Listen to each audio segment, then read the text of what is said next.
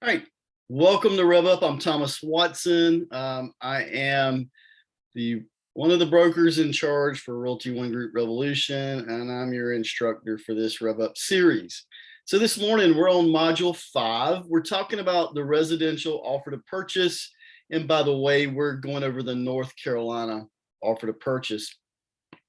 So as always, we start out with affirmations. I know this sounds cheesy and doesn't feel cool to start with, but hey, it works. So when we tell ourselves internally good things, when we expect great things from ourselves, then we tend to rise to the occasion, right? So on 3, if you will unmute, let's all say this together. Let me read it first, just in case you can't see the screen too good.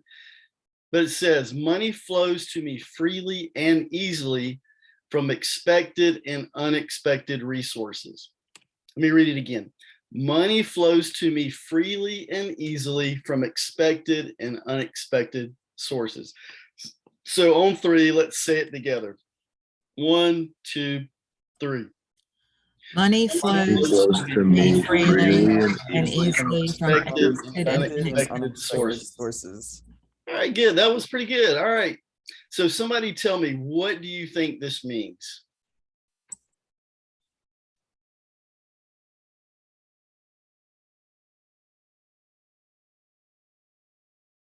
I'm going to give you an example. So if you have this mindset, let me just go. If you have the mindset that real estate is hard and you're not going to be good at it, then guess what? You're not going to be good at it. You have to take this and run with it. You got to say, hey, I'm going to dominate. I'm going to do better each time. If you have that mindset, you will see the business in front of you. So let me give you an example. In real estate is not an addition growing business. You don't grow. It's not a plus, and it's a multiplication type growth. So what I mean is, once you start lead generating, you're talking to people. You're into month 2. You're talking to more people. You have overlap. You have people that are now, by 6 months in, they're going to be telling their friends and family about you. So what you do, and you're starting a snowball at the top of a hill. And each day, if you consistently lead generate, talk to people, get your name out, get the word out, you're in the business, that ball is going to be rolling downhill. And guess what? As it goes downhill, it gets bigger, right? Gets traction, picks up more snow, the ball becomes bigger. So if I go back and show you, even from my early days in real estate back in 2006, I didn't start really using spreadsheets till 2012. But I can show you where, like, from January to December, January, I might have 1 closing. February, I might have 1 closing. March, I have 2 closings. By the time I get to May, I have 6 closings. August was a big month, 9 closings. So do you know, real estate is really crazy. Just because you close 1 or 2 the month before doesn't mean you're going to close 1 or 2. If you do no lead generation, you're probably going to do 0 the next couple months. If you continue going out, talking to people, getting your name out, doing the right thing, lead generation, you may do 3 to 4 the next month. It's crazy. And here's the unexpected. Okay, that's the expected, when you do what you're supposed to be doing. The unexpected is when, for example, a coworker calls you and says, hey, I gotta go out of town for a week. I got this client that's flying in. I've got them all set up. They want to buy this house. I just need somebody to do it. So if you'll just give me a referral back, 25%, it's yours. Hey, that's something I didn't cultivate, right? Well, I did with the relationship with my peer. Again, something else. I send out a postcard.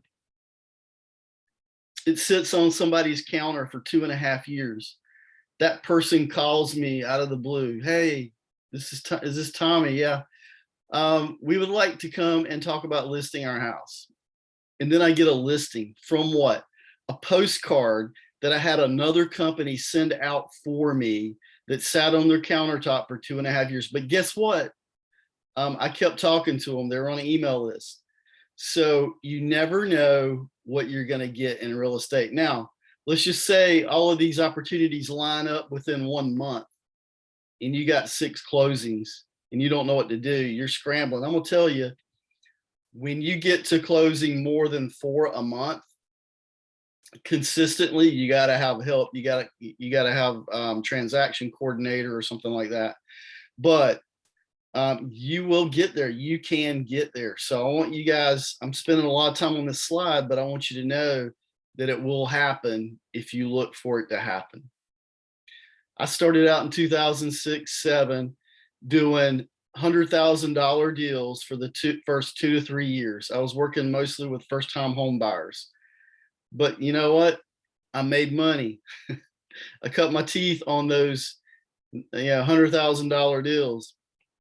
I thought it would be impossible to get up to 500,000-600,000.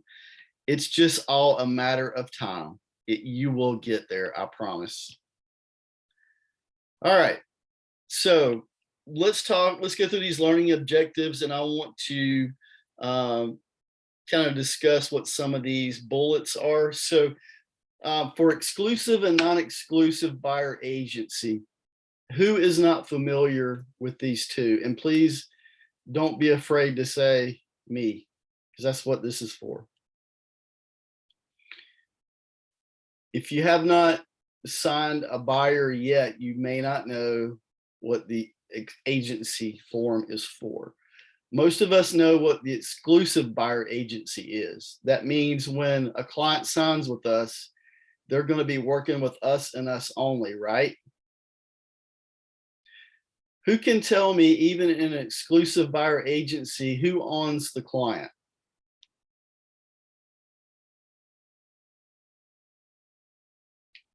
Who owns the client? Client. The agency owns a client. Yeah, Right, exactly. So let me just say this, because I've been a BIC for a few years.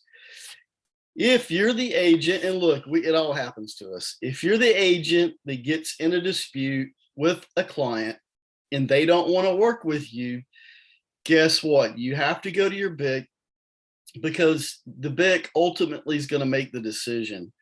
So the BIC has to decide, are we going to continue the relationship with this client because it belongs to the firm? And if so, the BIC could take over that transaction, or the BIC could assign it to another agent. It's all, it would all have to be worked out. So I had a few cases when I was a BIC with RE/MAX where an agent just, there were a couple of clients that just didn't want to work with them. So I had to say, hey, here's what you're looking at, Miss Agent.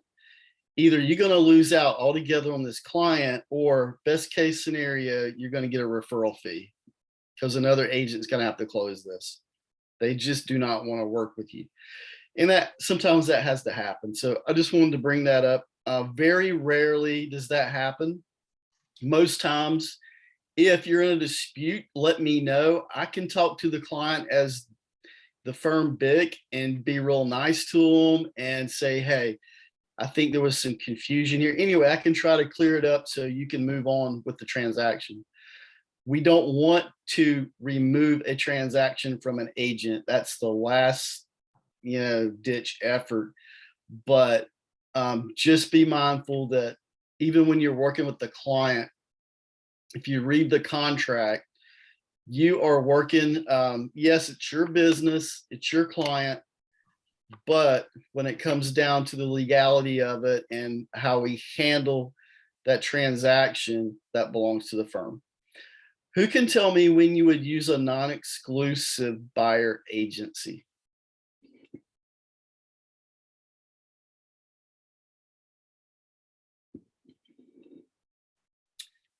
Okay, I will tell you, I don't recommend this. Usually I've used this once, maybe twice in my 17 years.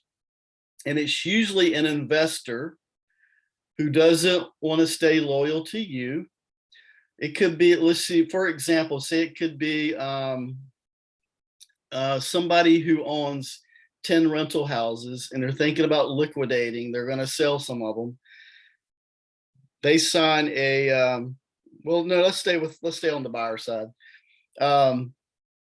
So you got an investor, they buy multiple properties. What they want is they want agents who can help them locate properties, right? Sometimes they will say, I will only sign a non-exclusive. And here's why. Because if they know they can only buy 4 properties this month and they've got 3 agents helping them, they're putting out offers for them, right? If once they get that 4th offer accepted, they're done for the month, right? That's their money. So what might happen is those other 2 agents might find those properties for them first. So they don't want to be bound, or another agent. I don't know. It's just, you have to be willing to do it. Working with investors is really tricky as an agent, because if you don't know them and have a relationship, usually they don't have any loyalty. They just want you to go find properties, and then they may or may not work with you. So I try at least to get them to use an exclusive agency. And I tell them, hey, I'm going to find the property for you. If I'm not available, my partner or my colleague is available. So there's no reason not to do an exclusive agency. Does that make sense?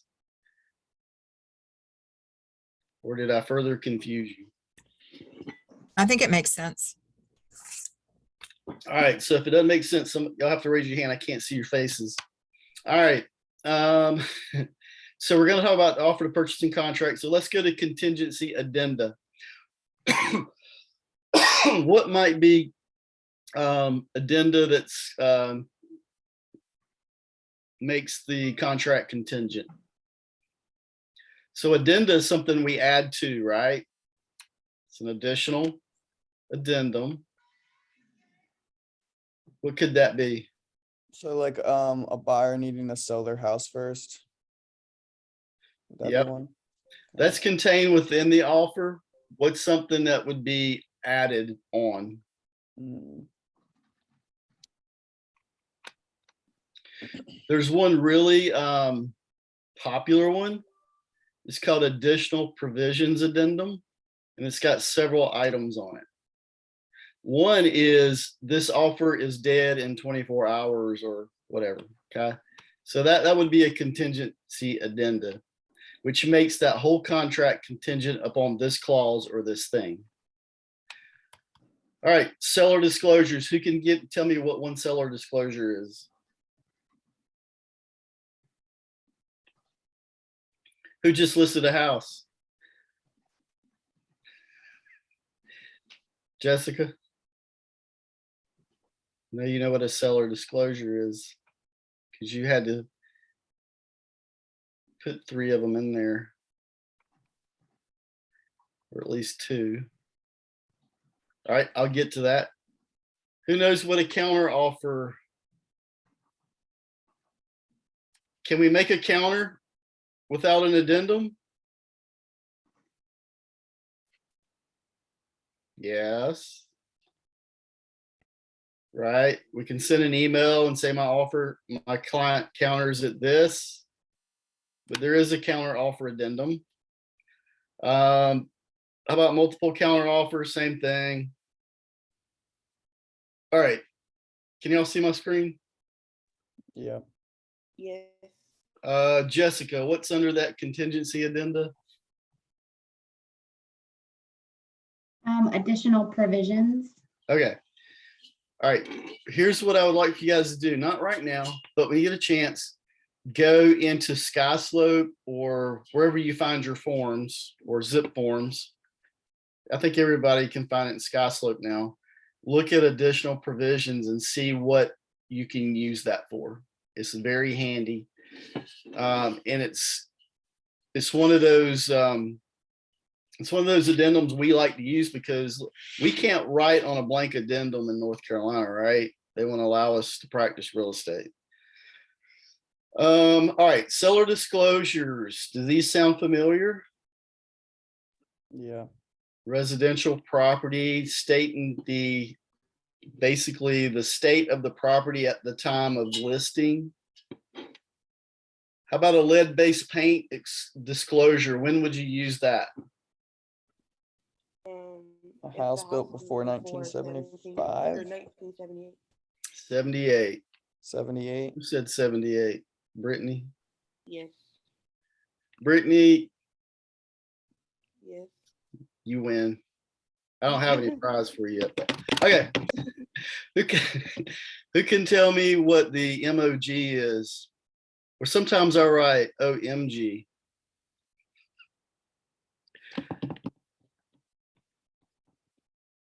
Yeah, this is the mineral oil gas. Sometimes you'll see it referenced as MOG. Who knows what the mineral oil gas disclosure is for? The rights to use or sell or own the mineral rights in the land. Yes. All right. All right. So if you're a seller, you must disclose whether you have sold or not sold off any rights to your land. It's not very common here, but if you lived out west, Texas, Montana, you might have somebody drilling on your land or the potential to. How about down in South Carolina? Probably. Oh crap.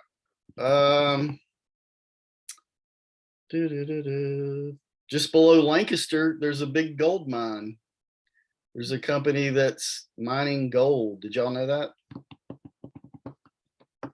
So I wonder, how many properties around that area have signed anything with the company. Usually that company just buys the land, then it's theirs. But anyway, all right. Didn't D.R. Horton have a huge lawsuit?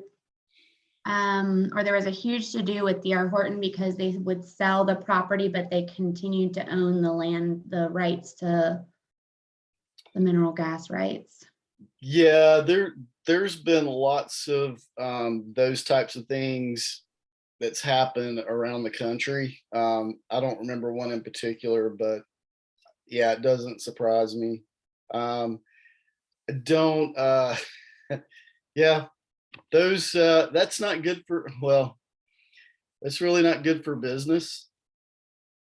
So I can see all kinds of lawsuits coming back, on them. But at the same time, disclosure is everything, right? So as agents, we have to disclose. And if we don't disclose what we know, it might come back to bite us. So I don't know how D.R. Horton handled that, if they just had that in the fine print about their contracts or they actually explained it to people. Because I don't think I would buy a house knowing they own the mineral rights and could come do something on my property. But all right, so here are 3 things I want you to know about the offer to purchase, really all contracts. Understand what each clause means. We're not requiring you to be an attorney, but that's why we have classes. That's why we have an attorney come on occasionally and explain things to us. But just simply, I wouldn't get in the weeds with trying to read and explain verbatim. So here's what I know. If you get in the weeds with people, you're gonna get them confused. Highlight, summarize, paraphrase what these things mean. So your ability to explain the contract is what gives your clients confidence. If you act like you don't know what you're doing, guess what? They're going to think that he or she doesn't know what they're doing, and they're probably not going to sign anything. So practice writing offers. Those of you in the mentor program, that's what you do. Come talk to another agent who's been in the business a while. Talk to your BIC, your mentor, whatever. But again, that's one reason we're going to get. So today, we're not going to go over every little clause, okay? Today, the purpose is the blanks that you have to fill in, the blocks that you have to check. That's what we're going over today, because I want to make sure you know how to fill out an offer to purchase. And we just don't have time to go over the offer to purchase in its entirety. Can somebody tell me when it's 9:50? All right, before we close out the PowerPoint, who can tell me what the one habit is? Why do we use the one habit? What does it do for us?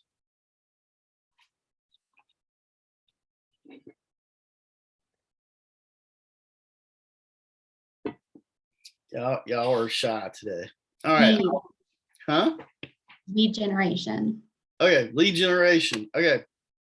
Building our business, right? So what is this one habit? I mean, what does it mean? So call 3 people you don't know. Okay. What are you gonna tell them?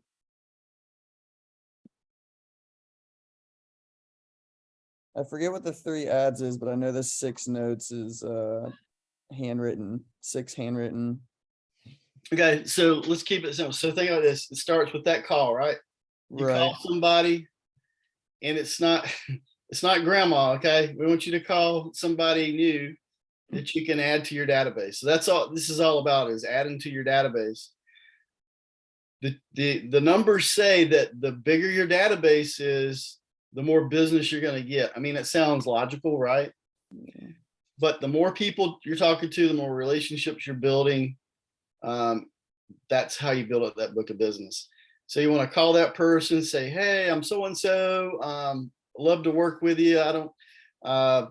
Billy Bob said that you might be thinking about selling your house. Well, I'd love to talk to you.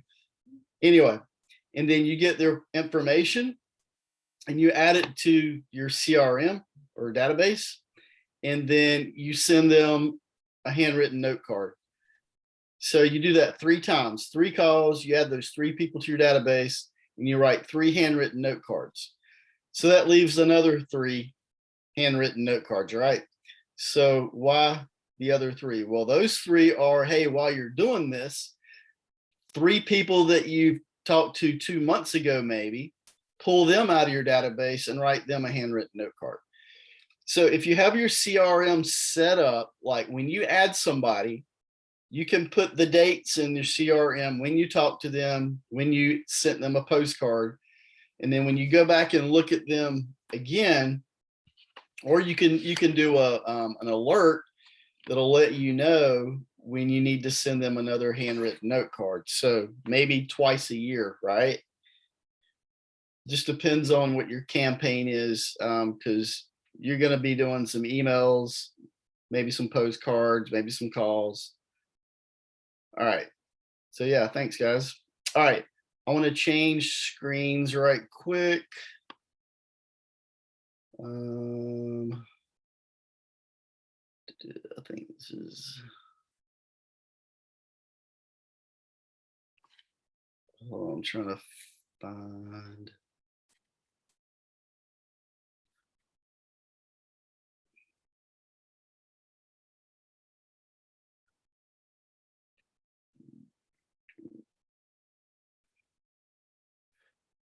All right. Trying to do something a little different. Okay, here we go. All right, can you guys see my screen? Yes, sir. All right, should be the offer to purchase. So this is a markup tool. I was going to try this. Can you read the notes on the left-hand side? Yeah, I can see him. Everybody else good? Yes. Okay. All right, so here we go. So this didn't work the way I thought it was going to do. So I'm probably going to do this manually in yellow highlight, like I did the old version. So this is the offer to purchase from this year, July of this year. So where you see the numbers, look on the left-hand side, and those are the notes. So just going down, under terms and definitions, you'll find the seller, buyer, and the property. So in the seller box, here's what I want you to know. You just need to put the seller's full name, full names. The same for the buyer. Now, if I were you, I would go ahead and get their legal names. I would go ahead and start with full legal names. But for whatever reason, if you're in a hurry and you only have John Smith, then go with it. But you are going to have to update it because the attorney is going to need the full legal name. So that's why I say, if at all possible, get the full legal names first. Now, so you're putting in an offer. Where would you go find the seller's name at?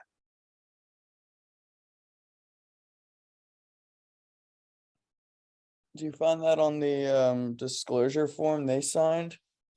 Yep, the property disclosure is the best place because guess what?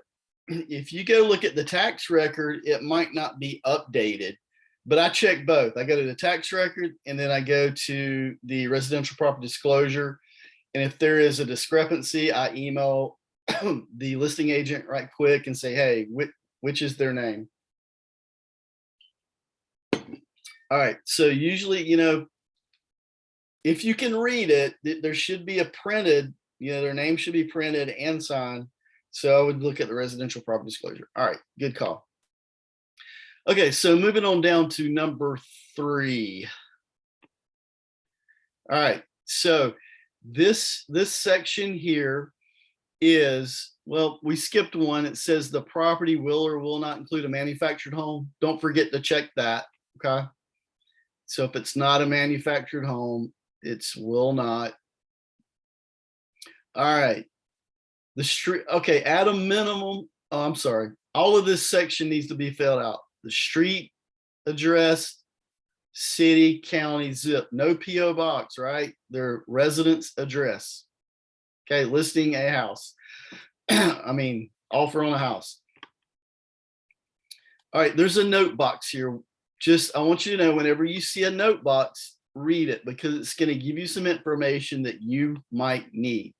Otherwise, they wouldn't have taken time to draw that rectangle around this little phrase here. But it says governmental authority over taxes, zoning, schools, districts, utilities, and mail delivery may differ from address shown. Has anybody seen that to be a case? I can tell you, for example, because I lived in Indian Trail, there are residents in Indian Trail that have an Indian Trail address that actually are in Monroe tax zone and vice versa. So when you live on the line or near a county line or municipal line, that happens. All right. So in the legal description, I didn't put any numbers here, but I just wanted to go over this. So at a minimum, make sure the subdivision condominium blank is filled out. The attorney is going to need to reference this because they're going to get in contact with the HOA, right? We need that information there. All right. Also, the PIN, PID. Who can tell me what that means?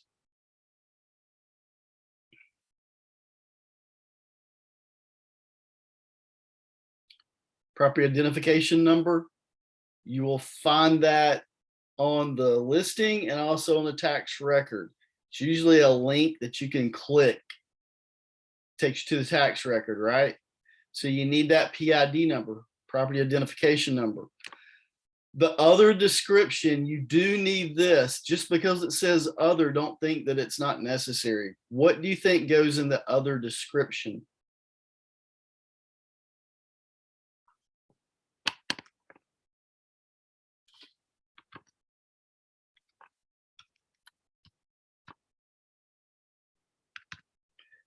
usually you will see something. It'll be letters and numbers, but it's the legal description of the property. Okay. All right. How about the last line, deed book and page?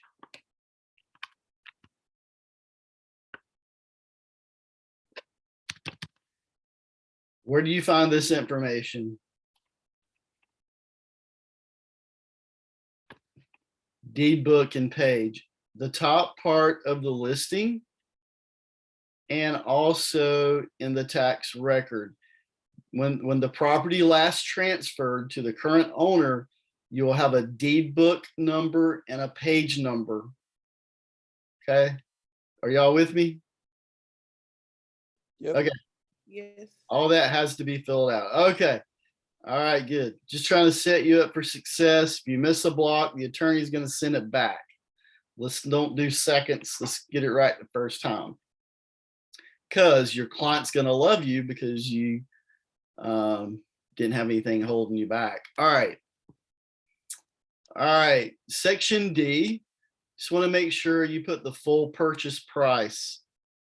Where are we at? Number 7. No stuff. Okay. So if it's 450,000, you already have a dollar sign there. So just write 450,000.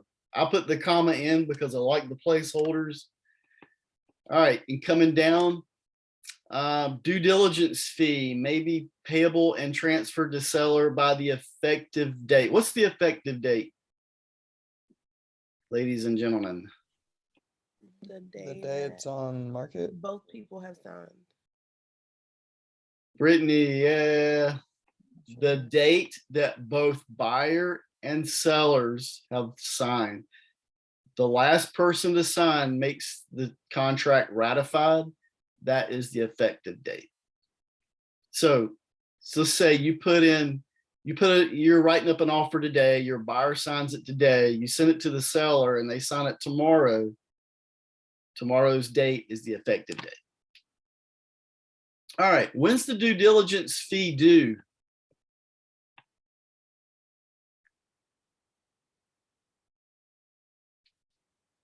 This is a big deal. As soon as possible. Couldn't hear you. As soon as possible. The due diligence fee, that's partially the due diligence fee. The due diligence fee is due when the contract is effective. Now, that seems like that's a little impossible sometimes, right?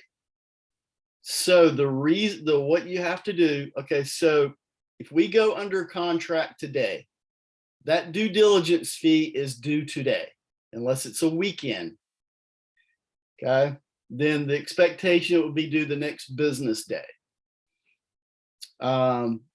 So how, let's just talk about what's the repercussion? What could happen if you don't deliver the due diligence fee today or as soon as possible? If that seller gets another offer and it's better and they look and say, oh, well, our contract is not complete because we don't have the due diligence fee, they can back out of the contract and take the other offer. Did you know that? Yes, they can. So what you do is when you tender the offer and you go under a contract, you work out immediately how that due diligence fee is going to be passed over. You call the listing agent and say, hey, my person wants to Venmo it. Can they Venmo it? Can your seller provide that Venmo address? Or my seller has initiated the bank wire today, or bank transfer. Here's the receipt to show it was initiated. Okay. Or you deliver it to that other agent to their office today in person. What I would stay away from is mailing it if at all possible. Now, if the other agent tells you the seller said mail this to their address, make sure you have it in email, okay? Because if a dispute arises later, you're going to be good. So if they want you to mail it, then fine, you can mail it as long as you have something in writing from them. Okay, that'll save you later. All right. So you see, you can transfer due diligence fee by cash, personal check, official bank check, wire transfer, or you can check the last box. It says electronic transfer, like Venmo, whatever it is. Any questions? A lot of agents get hung up here. All right. The next line is initial earnest money deposit. And the reason it says initial is because if you look down below it, you can do an additional earnest money deposit.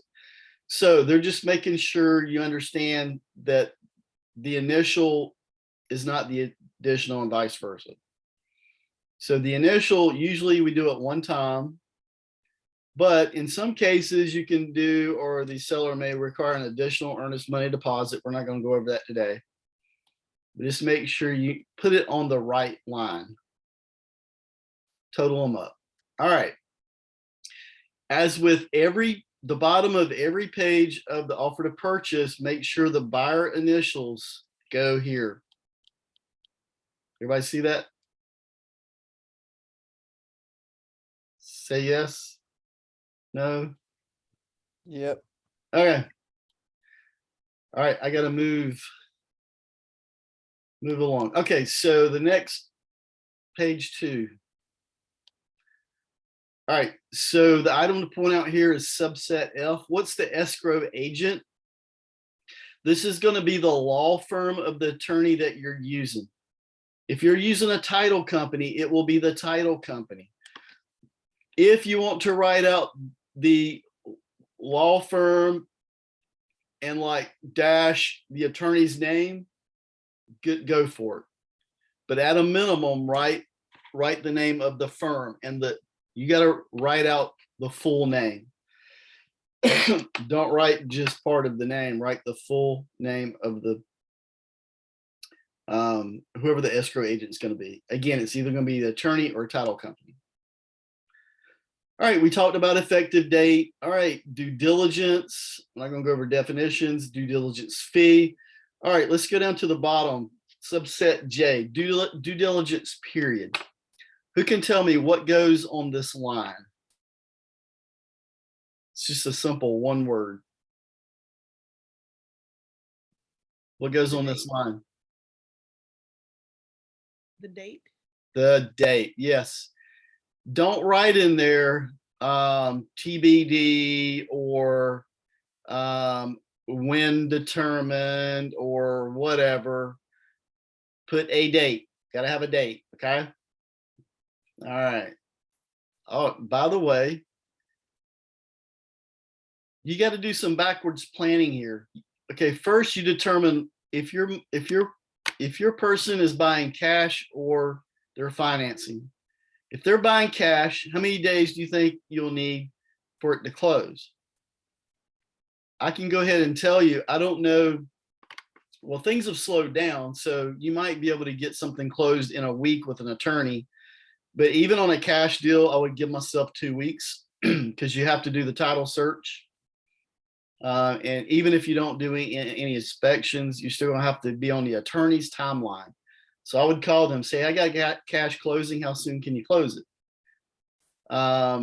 Or just put 2 weeks and you can ask for an extension if you need it. Now, if they're financing, they need longer, right? They're going to need time for the appraisal. They're going to need time for inspections. And usually we go by the appraisal date because it usually takes longer. So when you're dealing, and the type of loan matters. If you're doing a USDA loan, traditionally that was 40 days. If you're doing a VA loan, I would give myself 35 days. Most of my lenders can do that I've used can do a VA loan in 30 days. If you got an FHA or a conventional loan, it's 30 days, right? So backwards plan, always give unless the seller pushes back, always ask for 21 days due diligence. All right, the next page, settlement date. Just make sure you put a date. That's all I want to tell you on that. All right, we're going to go to page 4. All right, page 4. We're talking about items that are included or not included in the contract. All right, again, here's one of those blue boxes that says note. Let's read it. It says any fixture or other item described in above paragraphs will not be a part of the sale, should be identified in subparagraphs below. So why do you think anything that's not going to be a part of the sale should be disclosed?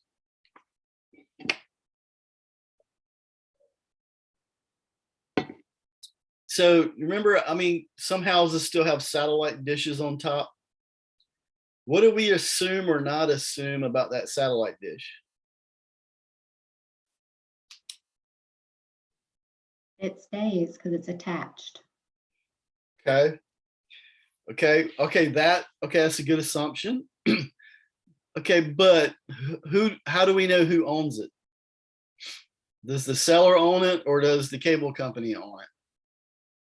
I mean, we really don't know. Usually the seller owns it, right? Or let's say maybe it's solar panels. Maybe they're on top of the roof, but the seller doesn't own them yet. They're paying by the month or whatever. I don't know. Anyway, you just need to specify, because if there's something attached to that house that somebody else owns, don't you think the buyer wants to know? Yes, I'm sure they will want to know. All right. So that would go under does not convey, which is subset E. D, items leased or not owned. Any item which is leased or not owned by sellers, such as antennas, satellite dish, and receivers. It just depends, okay? It depends on the ownership. Items leased and not owned goes under subset D. Other items that do not convey, it could be whatever, but just know that the option for you to put items is here. Jessica, have you had to write in any of that? Or did you have any of that in your offer on your listing? We just wrote in the refrigerator. Okay, which will go in another blank. Okay. Yep, usually we just deal with refrigerators, washer dryers, maybe a swing set. But just know, oil tanks, if you got an older property, or gas tank, propane tanks, who owns it? You know, things like that matter. All right, let's go to the next page. Personal property, the following personal property present on the property on the date of offer shall be transferred to buyer at closing at no value. So what is considered personal property? Hey, since we're asking a question, look at the note box down below. They think, oh, the agent's probably asking, what is personal property? So they give you the definition. Well, they don't give you the definition, but they tell you what to do with it. All right, personal property is something that is not attached, right? How about, oh, this is a good one. How many kitchens have you seen? What do you call it? A portable island, has wheels on it. You can move it around. Is that personal property? Yes. Yes, it sure is. The refrigerator can be pulled out, just unplugged and pulled out. It's not attached, right? Now, some might say, oh, well, it's got an ice maker with a water line. No, it's still personal property. Why is a stove considered not considered personal property?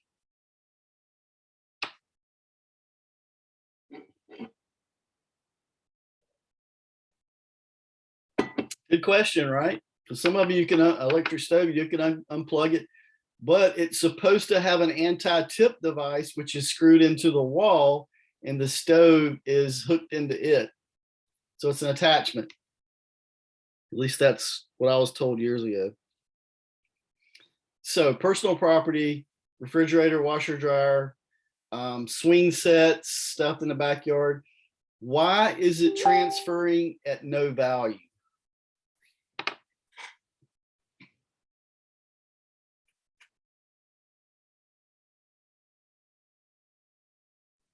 Because if it was transferring with value, then you would do a purchase agreement. Yes, and it would have to come off this contract. So an example is a couple months ago, I sold a property that had 2 ATVs that the owner, it was part of the negotiated contract.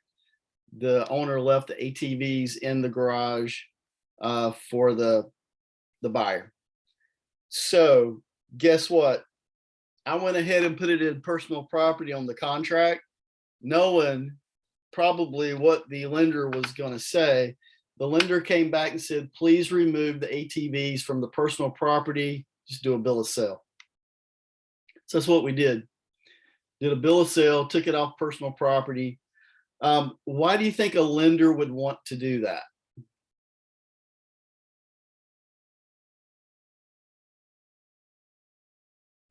Because they don't want to loan money on something of value that's not part of the property.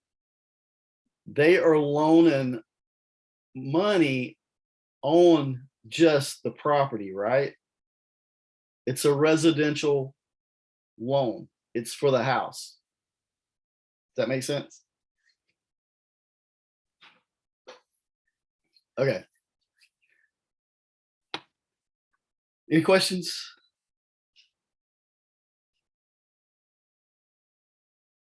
All right, moving on. So let's look at this box 4. It's a red box. It says warning. Buyer is strongly encouraged to conduct due diligence during the due diligence period. Whether your client says they're going to do inspections or not, you should strongly advise that they do their due diligence. It says, although buyer may continue to investigate the property following the expiration of the due diligence period, buyer's failure to deliver a termination notice to seller prior to the expiration of the due diligence period will constitute a waiver by a buyer of any right to terminate this contract based on any matter relating to the buyer's due diligence. So if they're going to exercise a right to terminate, they need to make their findings, which means they need to do inspections or look over the house during that time period. All right, so that's all I have on that page. Page 6. My timekeeper, I didn't get a timekeeper. All right. Down at the bottom of page 6 are the financing terms, or under number 5, buyer representations, you either check the first box A that says they're paying cash, or you're checking B, which they're financing, and then you're going to do the attachments that go with each. Verification of cash settlement, cash available for settlement is, I would attach a screenshot of their bank account showing funds available, redacting their personal information, which is their, bank account numbers, stuff like that.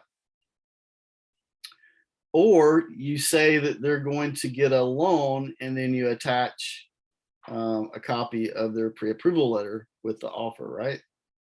And you fill out the terms of the loan, okay? Make sure you fill out what type of loan it is and the principal amount that they are borrowing. And you got to put an interest rate. Well, not on this one. Let's see. You used to have to put an interest rate. So, yep, this is the type of loan and how much they're borrowing. Everybody good? All right, next page. Oh, just remember under other property, subset B, just make sure you to check whether they do have other property to sell or not. Okay, and then if they do, you fill out the boxes underneath. If they don't, you go on down. And what I want to point out is subset D and E. These have to be checked. If they have a residential property disclosure available and a mineral oil gas rights disclosure available, you must check the box that says you have received it and made a copy available to your client. Or if they did not attach it, they did not send it to you at the time of the offer, make sure you put the box buyer has not received a copy.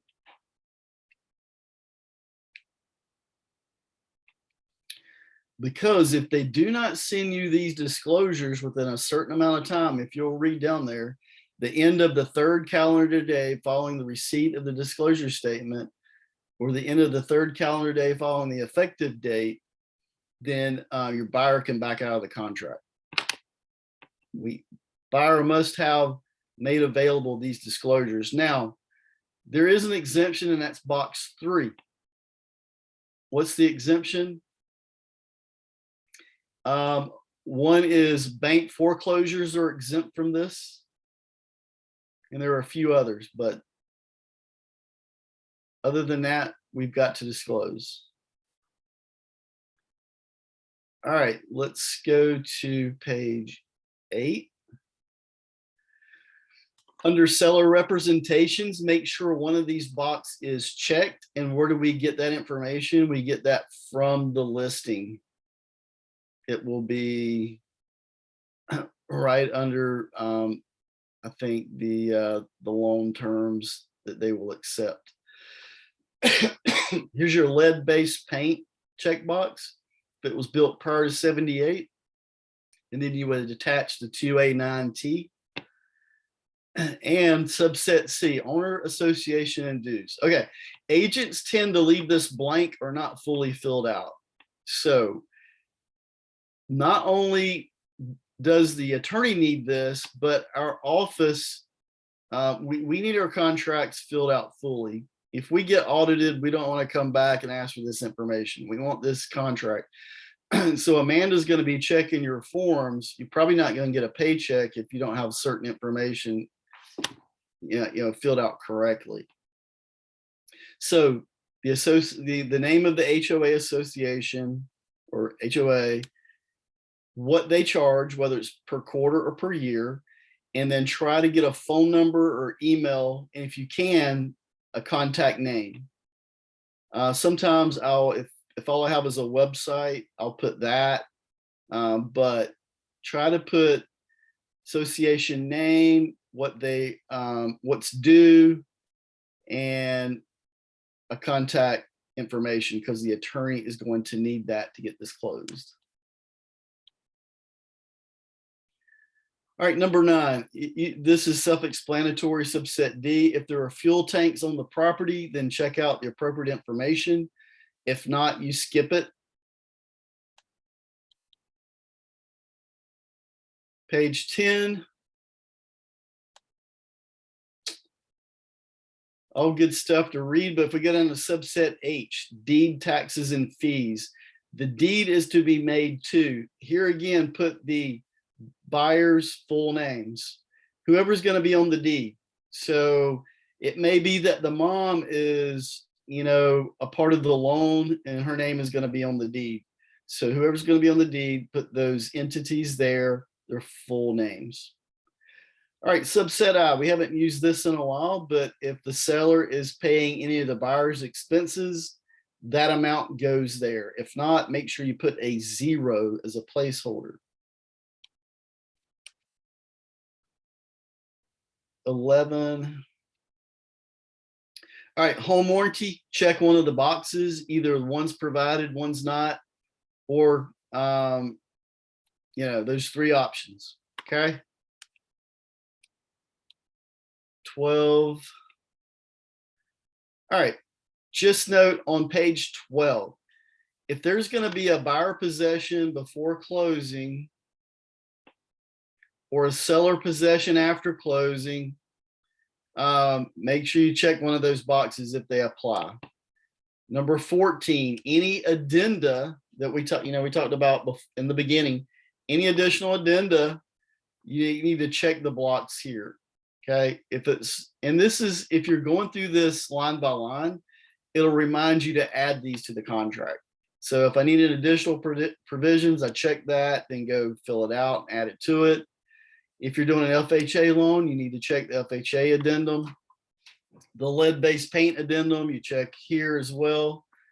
Owners Association addendum. If you put that in the contract, you don't need to add that addendum.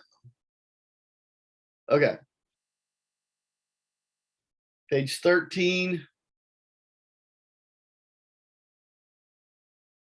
Nothing to note here. Page 14. Okay. This is the signature page. Make sure you have a date and a signature, date and signature for each buyer. Okay.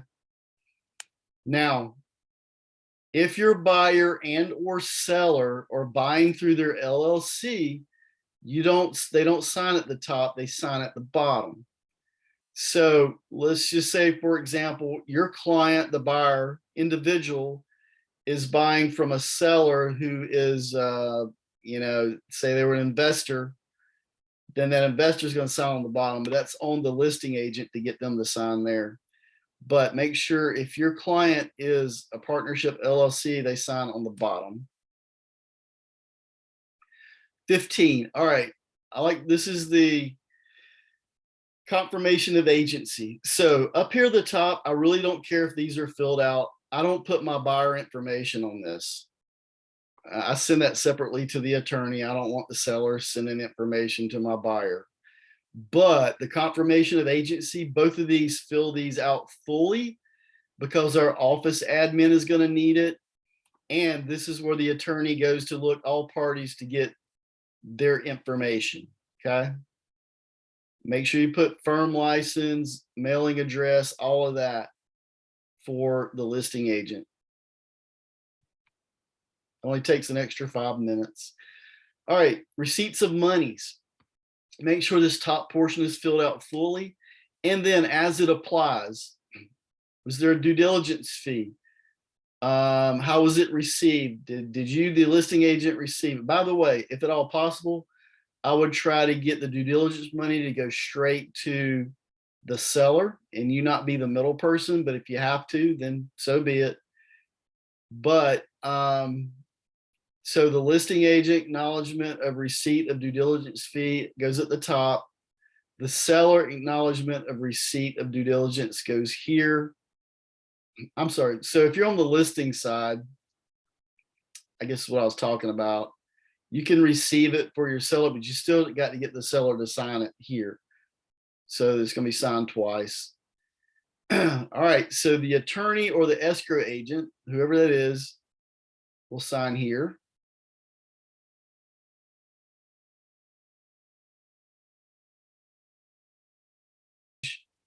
Back to the attorney. You have to put this on your calendar because you remember it.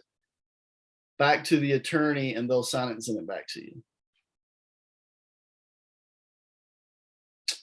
And we're at the end. Any questions?